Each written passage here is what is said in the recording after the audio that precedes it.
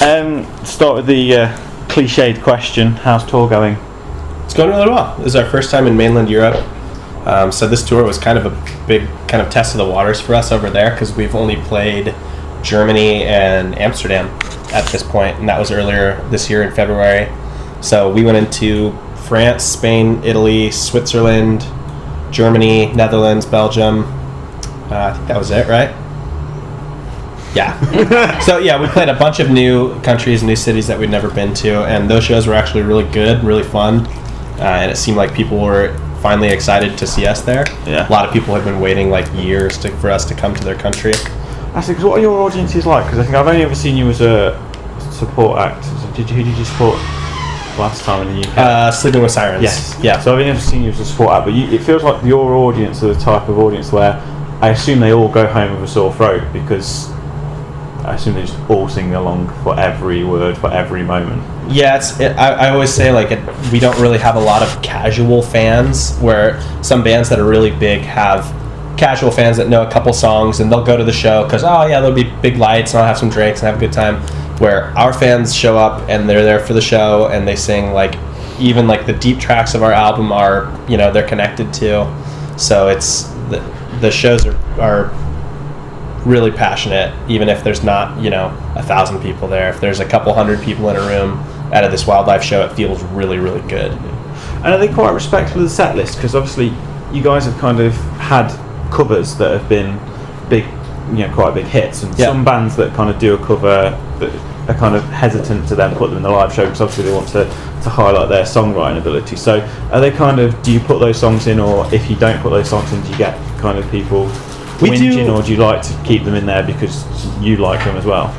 Yeah, I think we enjoy playing them. Obviously we enjoy playing our original material more because it's something that we could be more proud of, but we put them in the set because it's, if it's just about what we want, then we could just stay at home and play our music, you know, in our bedrooms, and who cares? Yeah. But it is about putting on a performance and connecting with people, and I think we just realized that, hey, a lot of people have discovered us through this cover that we did that, you know, became far more popular than we ever expected it to, and I think it would be foolish for us not to play the song that like kind of led people into our music, and that's what we see it as, is like it's a gateway to listening to our records.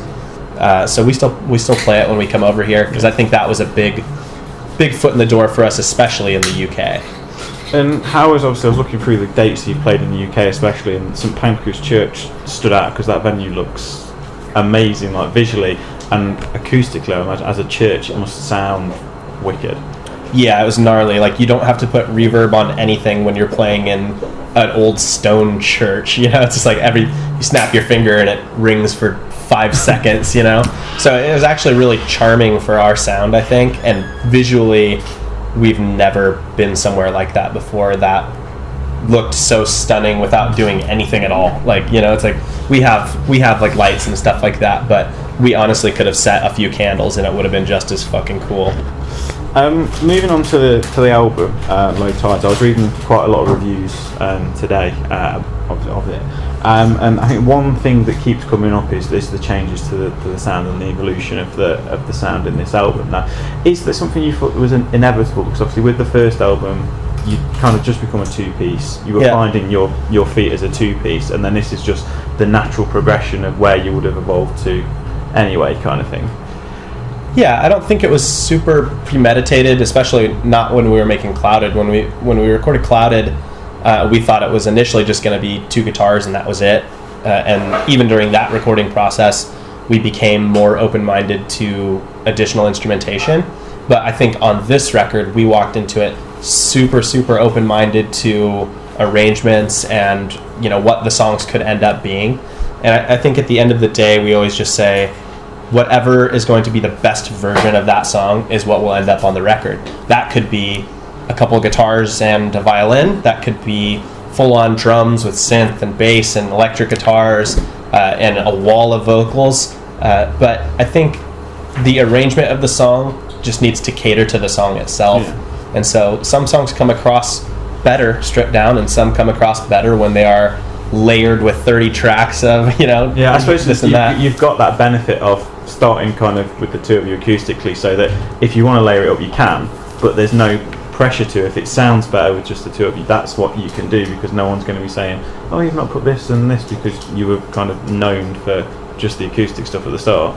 Yeah, and it was something that we've noticed, and it was actually Chad Gilbert from Newfound Glory told us this. He said a lot of bands become popular for the song that sounds least like the rest of their songs. So for instance, a band like Neck Deep, Part of Me is, arguably their biggest song by far, and it sounds nothing like any of the rest of their songs, right? But it's something that it stands out so much that it draws attention to itself. And so for us, like on this new record, we have a song called Falling Down that sounds absolutely nothing like anything we've released before, and it's totally a sore thumb, but we think it's a sore thumb in such a great way because it stands out from the other tracks on the record so like strongly that it attracts its own attention. So we went into the record cycle incredibly open-minded. We just said in the studio, no idea is a bad idea until you hear it and it doesn't sound right. And sometimes when you're in the studio, you'll record tons of tracks on things and add a ton of instrumentation, and the final version of the song hardly has any of what you recorded on there because you just take away until it sounds right. Yeah. I mean, can I just say, I feel like every song, especially Low Tides, like every song is different. Like every song is its own thing. Like I don't feel like there's no similar pathway down one. I love that. Like yeah, we always say it's like each song can kind of have its own voice, and we feel like the anchor to our music is an acoustic guitar and my vocal. Anything else that you surround that with is just adding color, but the anchor and like the basis of every song is always going to be an acoustic guitar and my vocal. And as long as those two things are there, we feel like that's a This Wildlife song. It just how you deliver that song and the voice of that song is catered to the song itself. Do you feel with that anchor, like going forward, that it's going to be hard to create that different sound? Are you a little bit limited maybe by pinning yourselves as acoustic? I don't think so, because I think just being open-minded about instrumentation and arrangements. I mean, on this record we have like 2 songs that have trombone on it, and it's like, well, no bands, unless you're a ska band, you're not going to have trombone in your song. But we tried it, and it was almost kind of a silly idea at the time. What would trombone sound like? And it's like, and that sounds like it would be funny. And then you hear it in a track and you go, that's fucking beautiful, and that actually sits so nicely that if we wouldn't have tried it, what else would have came from that song? So I don't think it's limiting. I see it as we know where to start just about every song, and where we can go with it is anywhere.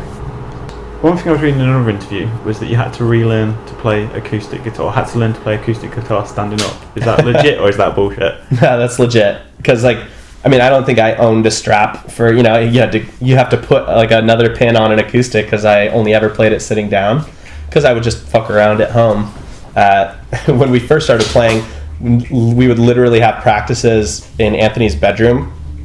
I couldn't move like when I started playing, and this was on electric guitar, but we would actually have practices where I would just walk back and forth while playing in time, because it was so like foreign to me, because I played drums my whole life.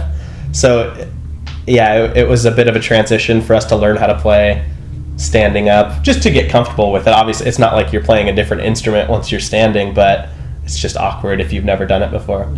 In terms of obviously your interaction with the fans, your use of social media, it came like on a Snapchat competition.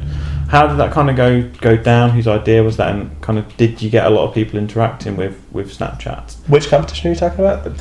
That's me. Yeah. Like when you put come to the merch desk and yeah, we just have, when you go home at the end of a tour and you have some merch left over and it's not really enough to like go up on a web store or be an item on the next tour or something like that, we just have, we always have a box of like kind of leftover goodies and stuff, and we're like, let's just give these away. It's like they're just going to sit around in our practice space. Let's just give them to people. So we just think it's kind of a fun thing to do, and we always make some kind of joke about our merch guy, Jabroni, just, to have people fuck with him, basically. I just thought that was cool.